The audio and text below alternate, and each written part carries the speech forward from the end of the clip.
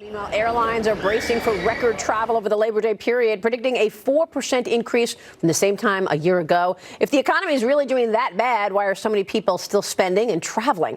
TravelPulse.com CEO Mark Murphy joining me now to talk more about that. Good to see you, sir. Yep. What are you expecting this weekend?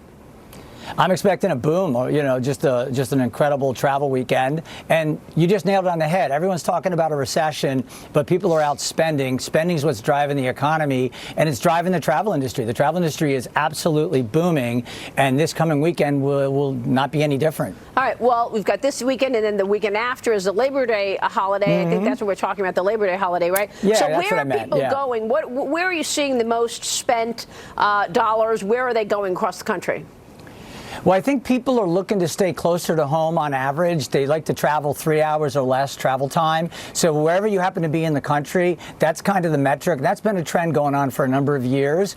And so it's basically, if you're going to go away for a long weekend, you want to be able to spend more time in destination. So you're seeing a lot of that. The other thing you're seeing is with millennials. Millennials are very quick to jump on a plane and, let's say, go to London for the weekend. And that's a new phenomenon, whereas the baby boomers who kind of pioneered the European travel for Americans, those folks would book 2 weeks, plan it out a year in advance. Millennials are much more seat of the pants, and they're big-time travelers. So you're seeing it really all over the country. But what I like to do is, one of the great tips is go look at Google Flights. Google Flights lets you put in your start city. For me, it would be Philadelphia because I'm sitting here. And then I leave the destination city open, and I hit a link that says Explore Destinations.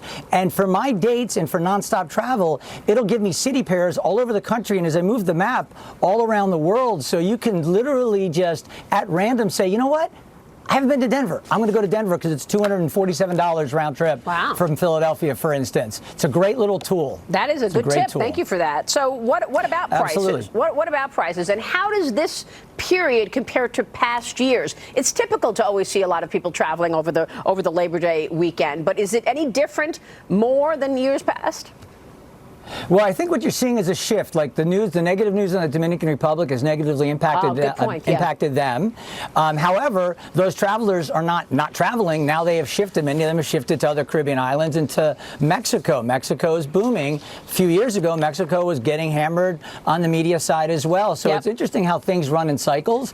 I think fares across the pond, the Atlantic, are fantastic right now. Destinations like Portugal are booming because they're great value destinations. And just think the exchange rate. The exchange rate is so fantastic right now for Americans. The pound hasn't been this low since, I think, the mid-1980s. So you should get away if you can. And if you can't get away Labor Day weekend, right after Labor Day weekend, the prices drop even further because people go back to school and demand drops. Great point. And the dollar is real strong right now. Mark, it's good to see you. Thanks so much.